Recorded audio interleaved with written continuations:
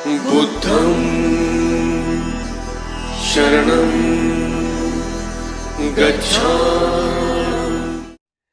जय भीम, जय भारत, जय संविधान। मैं गौतम रत्ना अम्बेडकर नेशन चैनल से, और आज हम अपने चैनल पे बात कर रहे हैं पूर्व संसद सदस्य सावित्रीबाई फूले, जो पहले एक टाइम साहब काशीराम जी के साथ उनका परिवार रहा, बहुजन समाज पार्टी के साथ भी उनका परिवार रहा, शायद वो भी रही हैं, और बाद में उन्होंने अपनी एक पार्टी भी बनाई, और फिर पिछले इस लास्ट टू लास्ट इलेक्शन में वो भाजपा में चली गई और संसद सदस्य भी बनी। लेकिन भाजपा में जो गई वो एक अलग मुद्दा है, किन कारणों से गई हमें नहीं पता, लेकिन मैं इसका समर्थन नहीं करता, क्योंकि भाजपा में किसी भी बहुजन विचारधारा के आदमी के लिए कोई जगह हो ही नहीं सकती है।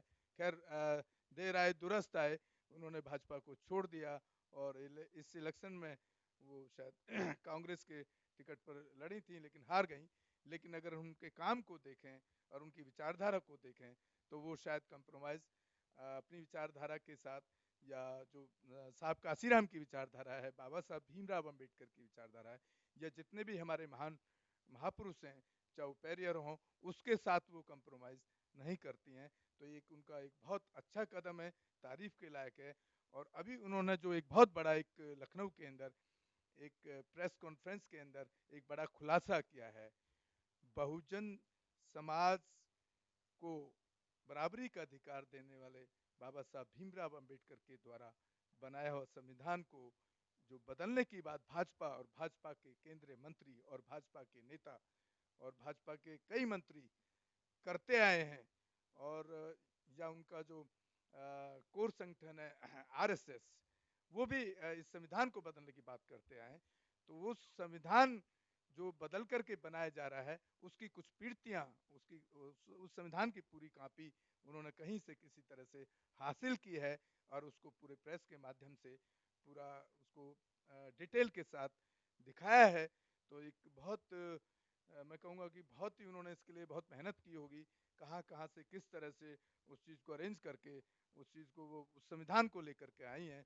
तो मेरे बहुजन साथियों, मूल निवासी साथियों, वंचित और महिलाओं से मैं अपील करना चाहता हूँ, और सावित्रीबाई जी ने तो दिखाया है, पूरा प्रूफ के साथ दिखाया है। मैं अपील करना चाहता हूँ, या तो आप अब भाजपा और इस सरकार के खिलाफ बिगुल बजाने के लिए और इसको हराने के लिए तैयार हो जाओ। वो भी यही अपील कर रही है, उनकी पार्टी भी यही अपील कर रही है कि अगर 2022 के इलेक्शन में आपने यूपी के अंदर इस भाजपा को, इस जो भाजपा हमारे देश को हिंदू राष्ट्र बनाना चाहती है, अगर उसको नहीं हराया तो ये 2024 के अंदर आप उनको रोक नहीं पाएंगे। अगर 2024 के अंदर इनकी सरकार दोबारा बन गई भाजपा की केंद्र में और यूपी के स्टेट में, तो आप अपने संविधान की रक्षा नहीं कर पाएंगे। ये बिल्कुल उन्होंने बहुत बहुत अच्छे प्रूफ के साथ खुलासा किया है, और ये हकीकत है जो मैं देख पा रहा हूँ। एक तरफ तो भीम आर्मी में हमारा बहुजन समाज कुछ भीम आर्मी को सपोर्ट कर रहा है, आज़ाद समाज पार्टी को कर रहा है, कुछ सावित्रीबाई फूले की पार्टी को कर रहा है, कुछ मुलायम सिंह यादव अखिलेश की पार्टी को कर रहा है, कुछ बहन कुमारी मायावती बहुजन समाज पार्टी को कर रहा है।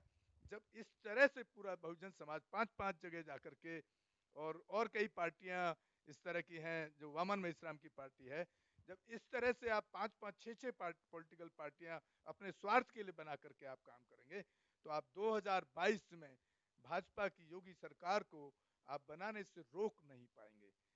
और अगर आप रोक नहीं पाएंगे तो जब, क्योंकि यूपी सबसे बड़ा स्टेट है, जब वहां पर नहीं रोक पाएंगे तो अगली जो 2024 का इलेक्शन होगा तो आप उनकी सरकार को केंद्र में बनने से भी रोक नहीं पाएंगे।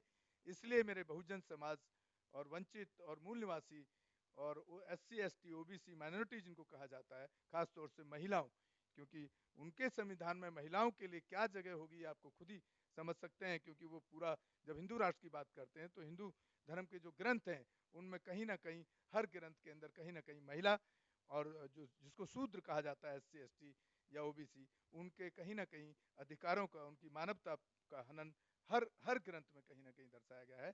तो मैं बहुजन समाज से, मूल निवासी समाज से, SC ST अपने OBC माइनॉरिटी भाइयों से और सभी महिलाओं से अपील करना चाहता हूँ कि वो ये 2022 के इलेक्शन में इस सरकार को हराने का काम करें, अगर आपको अपना संविधान बचाना है। और संविधान में जो उन्होंने दिखाया है वो पूरा का पूरा संविधान जो हिंदू के जो प्रतीक हैं, चाहे उन्होंने गलत किया या सही किया, वो सबको उन्होंने उसमें पूरा उनका चित्रण किया है, उनको हाईलाइट किया है। और जो हमारे बाबा साहब भीमराव अंबेडकर द्वारा बनाया हुआ संविधान है उसका उसमें कहीं कोई जिक्र नहीं है। उन लोगों को सर्वोपरि जो हिंदू के जो जिनको भगवान और जो अंधविश्वास की चीज़ें हैं उनको उन्होंने हाईलाइट किया है और उनको सर्वोपरि माना है उस संविधान के अंदर। ये बिल्कुल उसमें उन्होंने प्रूफ के साथ दिखाया है।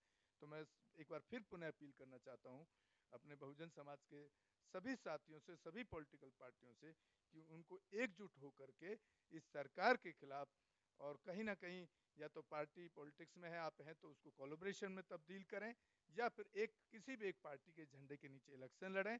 तभी आप भाजपा को रोक पाएंगे, तब आप संविधान को बदलने से रोक पाएंगे।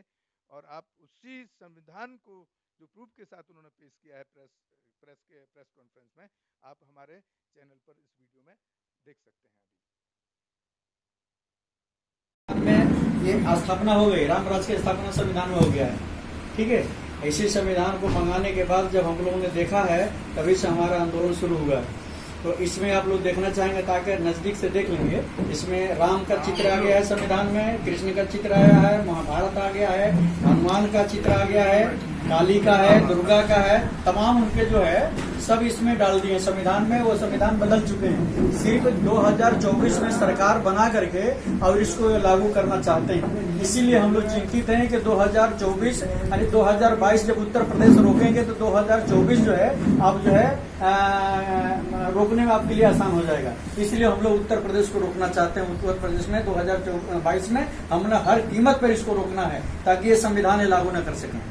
ये संविधान बदल गया है, आप लोग आकर के देखना हो तो देख लेंगे। अभी देख लीजिएगा, अभी बैठे रहिए, अभी इधर ऐसे दिखाते जाएं जो है इसका आकार दिखा दीजिए, इसका आकार ये तो ऊपर का ये खोलिए, ये देखिए ये आकार है, ये आकार है, ये पूरा संविधान का आकार है। पूरा ये निकाल दीजिए।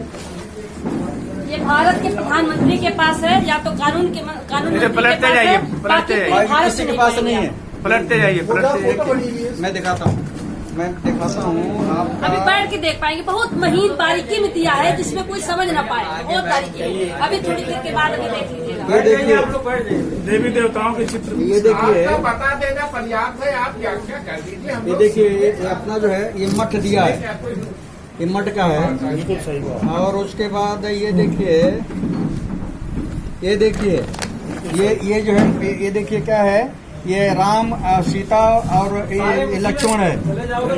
ये देखिए वीडियो पूरा बना लिए, वीडियो ये देखिए, हाँ वीडियो बना लिए पूरा।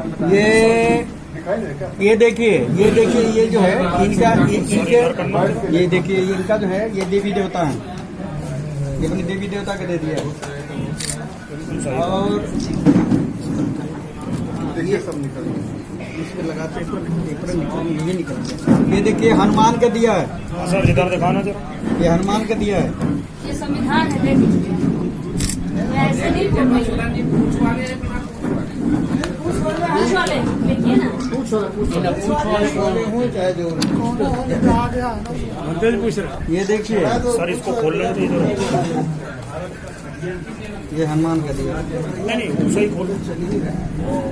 लोग जब ये देखिए एक वोट देने अभी नहीं दे पा रहे हैं, आज नहीं दे पा रहे हैं, तो बाद में क्या हाल है? अरे जब अभी दे ही नहीं पा रहे हैं, अभी जब खत्म नहीं होगा, खत्म होने के बाद क्या देखो? ये देखिए नहीं दे पा रहे हैं। ठीक है सर, बहुत कुछ है। बेटा 60 में ठीक रहेगा ना। अंबेडकर नेशन चैनल आर्थिक समस्या से गुजर रहा है।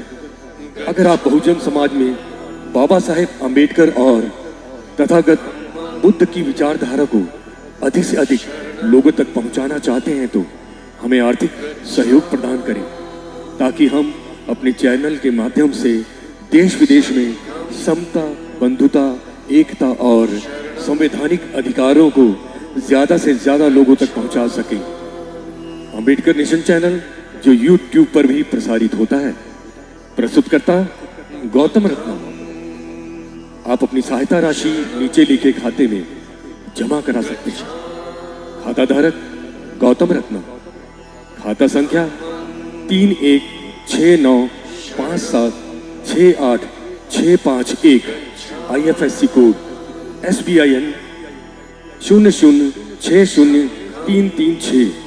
बैंक भारतीय स्टेट बैंक। आप हमारे बैंक खाते का विवरण स्क्रीन पर भी देख सकते हैं।